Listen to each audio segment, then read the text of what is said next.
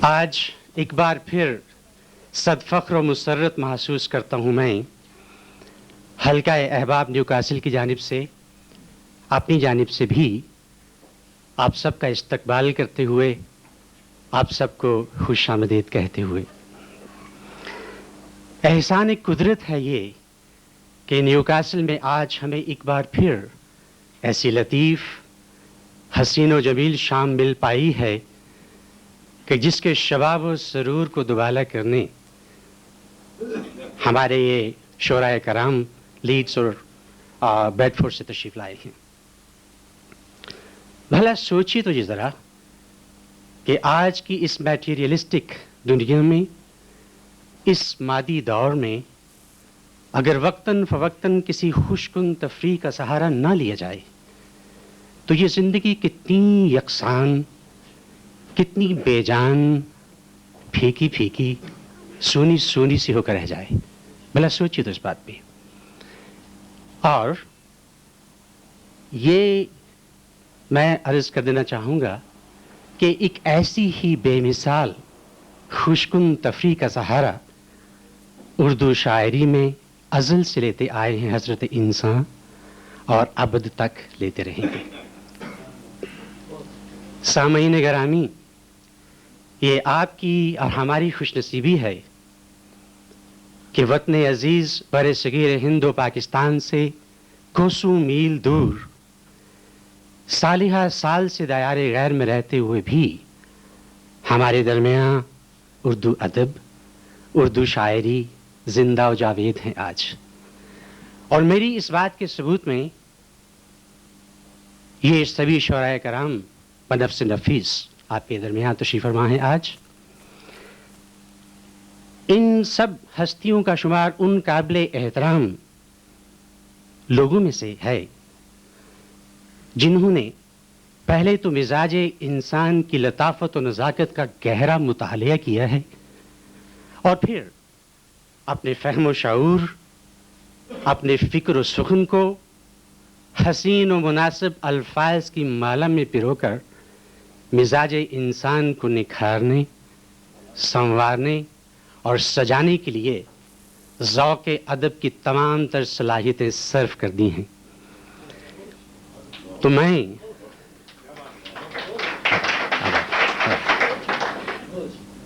میں آپ سبھی معزز خواتین و حضرات کی اجازت سے نیوکاسل کے ممتاز و محبوب شاعر جناب غلام قادر آزاد صاحب کی خدمت میں گزارش کرنا چاہوں گا کہ وہ نظامت مشاعرہ قبول فرمائیں، ہمارے مہمان شعراء کرام سے آپ کو متعارف بھی کراتے جائیں، اور آپ سبھی باذوق خواتین و حضرات کی خدمت میں یہی گزارش کرنا چاہوں گا کہ اپنے ان عظیم مہمان شعراء کرام کا ایسا پرجوش استقبال فرمائیے، ایسا پرجوش کر مقدم فرمائیے ان کا کہ یہ ہال جو ہے یہ تالیوں سے گونجتا رہے صدا کے لیے۔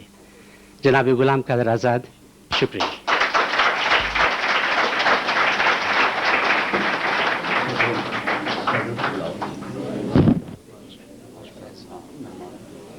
میں جناب موج شیرازی صاحب کی خدمت میں گزارش کرنا چاہوں گا کہ وہ صدارت فرمائیں، یہاں تشریف لائیں۔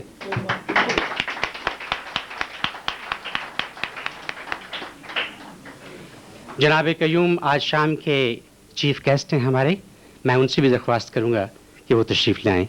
جناب قیوم، شکریہ۔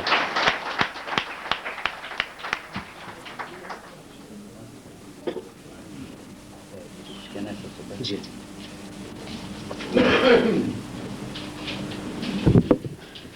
خواتین و حضرات، مہمان معزز، صدر مجلس، سب سے پہلے میں آپ کی خدمت میں ایک معذرت آپ سے چاہوں گا، اور وہ یہ کہ ہمارا پروگرام جو تھا آج کی مجلس کا اسے اس سے پہلے شروع ہونا تھا، لیکن باوجود ہم اسے بر وقت شروع نہیں کر سکے، اور یہ لمحہ 1.5 گھنٹے کا یہ وقفہ جو مجھ پر گزرا ہے اور جو میرے ساتھ آپ پر گزرا ہے، اسے مجھے پورا اس کا احساس مجھے شدت کے ساتھ ہے، اور یہ انتظار کی گھڑیوں کی طرح یہ وقفہ مجھ پر گزرا اور اس پر مجھے مخدوم محی الدین کا وہ مشہور شعر یاد آیا جو انہوں نے کسی کے انتظار میں کبھی کہا تھا کہ رات بھر دیدہ نمناک میں لہراتے رہے، سانس کی طرح سے آپ آتے رہے جاتے رہے۔ مجھے اپنے ان محبوب دوستوں کے علاوہ در حقیقت آپ کے وقت کا بھی بہت احساس تھا، اور یہ ایک شرمندگی کا احساس بھی تھا، احساس شکست بھی اس میں شامل تھا۔ چنانچہ آخر میں یہ آخری نیوز ہم سننے لگ گئے کہ کہیں ایسا تو نہیں کہ میرے محبوب دوست جو ہے رستے ہی میں کوئی مشاعرہ برپا کیے ہوئے ہیں، اور تو سوچا یہ تھا کہ پولیس کو اطلاع دی جائے، اور ان کا حلیہ بتانے کی ضرورت نہیں، کیونکہ یہاں کی پولیس کو معلوم ہونا چاہیے کہ ہمارے شعراء حضرات دور ہی سے معلوم ہو جاتا ہے کہ وہ شعر و ادب سے ان کا تعلق ہے۔ یہ میں کسی غلط مفہوم میں یہ بات نہیں عرض کر رہا۔ اور اس وقت میں ریلوے اسٹیشن پر گیا جہاں چودھری مسعود احمد صاحب اس وقت ان کے لیے چشم برا ہیں، اور ایک ایک گاڑی کو اس طریقے سے گھور رہے ہیں جیسے وہ سی آئی ڈی کے انسپیکٹر ہوں، کہ کہیں ہمارے دوست اس میں تو چھپے ہوئے نہیں ہیں۔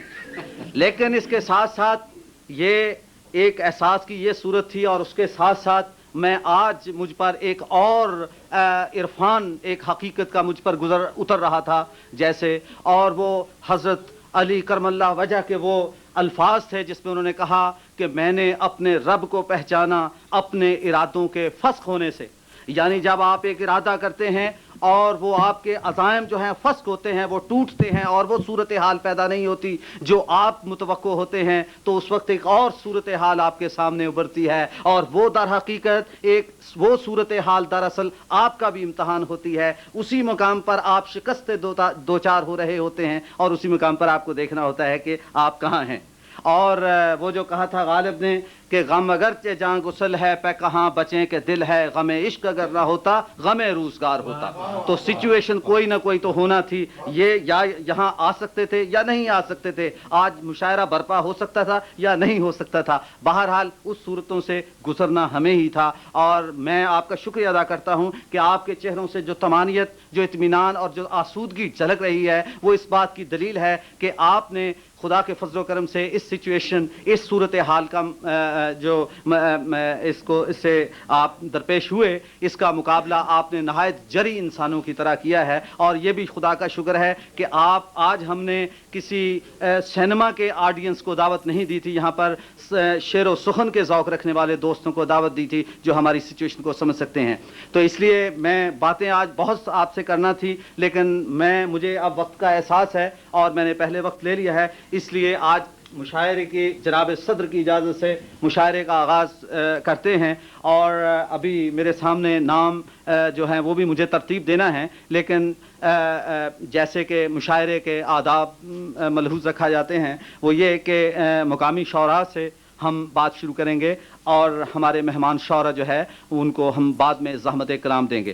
تو سب سے پہلے میں آپ کی خدمت میں اپنے خیالات، اپنا چند اشعار پیش کرتا ہوں، آپ سماعت فرمائیے۔ تازہ تو نہیں ہے لیکن اس شہر کے لیے یہ غزل شاید تازہ ہو، تو عرض ہے کہ طوفان ہے، آندھی ہے، بگولا ہے میرے ساتھ، ٹھہروں کہ چلوں درد کا صحرا ہے میرے ساتھ، ہر لحظہ طوفان ہے، آندھی ہے، بگولا ہے میرے ساتھ، ٹھہروں کہ چلوں درد کا صحرا ہے میرے ساتھ، ہر لحظہ نئی موج گزر جاتی ہے سر سے، دکھ ہے کہ امڑتا ہوا دریا ہے میرے ساتھ، میں جب بھی گزرتا ہوں تیری راہ گزر سے، ہر بار ایک حادثہ ہر بار گزرتا ہے میرے ساتھ، اور یہ شہر یہ آباد مکانوں کا سمندر تنہائی کے احساس میں ڈوبا ہے میرے ساتھ، اور دل سا بھی کوئی دوست کہاں مجھ کو ملے گا، جلتا ہے میرے ساتھ سلگتا ہے میرے ساتھ، دل سا بھی کوئی دوست کہاں مجھ کو ملے گا، جلتا ہے میرے ساتھ سلگتا ہے میرے ساتھ، اور یہ روپ نہیں ہے میرا بہروپ ہے یارو، دیکھو اسے جو دھوپ میں چلتا ہے میرے ساتھ، یا درد کا جب چاند ابھرتا ہے سرے شام، چپکے سے تہے جام اترتا ہے میرے ساتھ۔ شکریہ۔ حضرات محترم، یہ آخری نہیں ہے آزاد صاحب کا، یہ وقتاً فوقتاً فرماتے رہیں گے اور ہمیں محظوظ کرتے رہیں گے۔ یہ آپ کی عنایت ہے جناب. اس کے بعد میں گزارش کروں گا ہر چند کہ وہ آج کی مجلس کے میزبان ہیں لیکن ایک طرح سے وہ مہمان بھی ہیں. تو وہ صورتحال ان کے ساتھ یوں ہے کہ وہ یوں بھی ہیں اور یوں بھی نہیں ہیں. تو میری مراد یہ ہے کہ وہ آج کل چونکہ ہم سے دور سعودی عرب میں رہتے ہیں اور یہاں آج کل ان کا قیام ہے صرف چند دنوں کے لیے، اس لیے میں انہیں زحمت دوں گا کہ وہ تشریف لائیں. میری مراد مرزا یوسف صاحب سے ہے، مرزا محمد یوسف صاحب.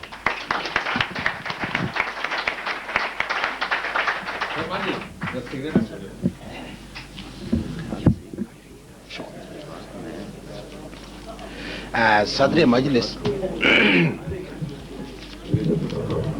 خواتین و حضرات، جناب غلام قادر آزاد نے مجھے میزبان بھی بنا دیا اور مہمان بھی،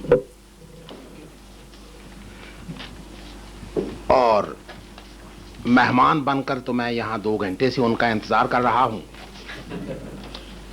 اور اب تو بلکہ میں یہ سوچنے لگا تھا جیسے وہ کسی کا مشہور شعر ہے جو میں ان کی نظر کروں گا کہ پڑھی نماز جنازہ ہماری غیروں نے، مرے تھے جن کے لیے وہ رہے وضو کر. تو وہ ابھی تشریف لائے ہیں.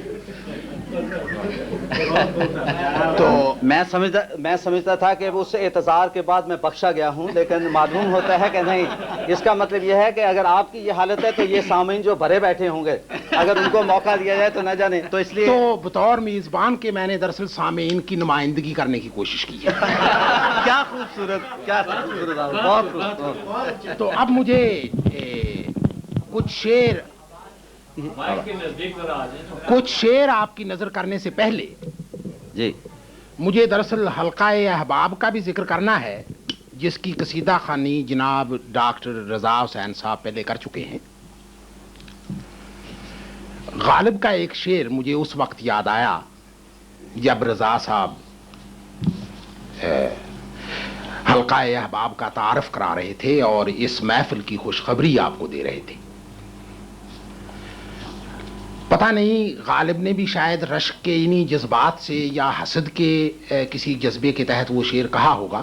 یہ تو خیر شعراء کرام اور اہل ذوق کا کام ہے کہ وہ دیکھیں کہ اس میں کیا جذبہ کار فرما ہے. لیکن غالب کا وہ شعر میں ڈاکٹر صاحب کی نظر کر دیتا ہوں کہ میرے قتل کے بعد اس نے جفا سے توبہ کی، میرے قتل کے بعد اس نے جفا سے توبہ، ہائے اس زود پشیماں کا پشیماں ہونا. واہ واہ واہ واہ واہ. تو صدر مجلس، میں نیو کاسل میں بہت طویل عرصہ تک رہا ہوں اور یقیناً یہ ڈاکٹر رضا صاحب بھی کافی عرصہ سے یہاں نیو کاسل کے قرب و جوار میں رہے ہیں. لیکن ہمیشہ جو کچھ میں نے دیکھا اور جب تک میں یہاں رہا تو ان کا انداز جو میں نے دیکھا کہ نہ یہ کبھی چھپے اور نہ ہی نکھر کر کبھی سامنے آئی، بلکہ ہمیشہ چلمن سے ہی لگے بیٹھے رہے. لیکن اب جب کہ میں ان کی زبان میں ہی مہمان بن گیا ہوں تو اب انہوں نے اس قسم کی محفلیں منعقد کرنا شروع کر دی ہیں. تو بہرحال مجھے ان کی ان کوششوں پر، ان کی تباہ کی جولانیوں پر رشک آتا ہے. تو اب میں ارشاد کی تعمیل میں جو کچھ مجھ سے ہو سکتا ہے میں ضرور عرض کروں گا. میں 1-2 قطعات عرض کروں گا. پہلے بیتے لمحات صبا کے جھونکے بن کر، بیتے لمحات صبا کے جھونکے بن کر ذہن کی گل بنے مدقوق میں جب آتے ہیں. اچھا. بیتے لمحات صبا کے جھونکے بن کر ذہن کی گل بنے مدقوق میں جب آتے ہیں، दफातन आस के अफलास ज़दा मरकद पर, अच्छा, दफातन आस के अफलास ज़दा मरकद पर मलगजी शाम में जुगनू से तड़प जाते हैं। बहुत खूब, बहुत खूब, क्या बात, बहुत खूब। और ये शेर मैं जनाब डॉक्टर रजा साहब की नजर कर रहा हूं। कहता है, जब से देखा है उनको मुतबस्सम,